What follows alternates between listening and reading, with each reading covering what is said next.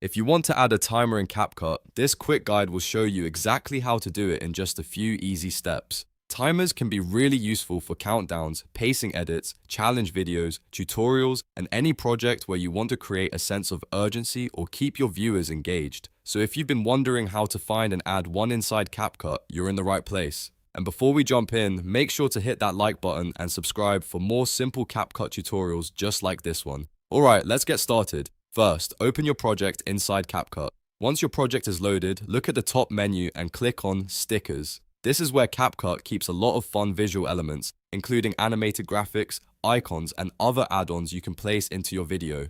After you click Stickers, use the search bar and type Timer. CapCut will show you a range of timer-style stickers and countdown visuals you can use in your edit. Take a moment to browse through the options and find the one that fits your video style best. Some may look more simple and clean, while others may be more animated or bold. Once you find the timer you want, click the download icon on that sticker. CapCut may need a moment to load it before it becomes available in your project. After it finishes downloading, you'll be ready to place it into your timeline.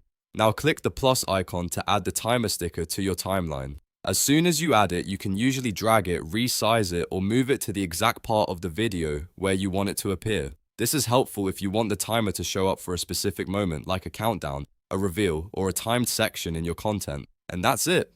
You've successfully added a timer in CapCut. It only takes a few seconds once you know where to look, and now you can use it to make your edits feel more polished and engaging. If this video helped you out, please remember to like this video, subscribe to the channel, and turn on notifications so you don't miss the next CapCut tutorial. Thanks for watching, and I'll see you in the next one.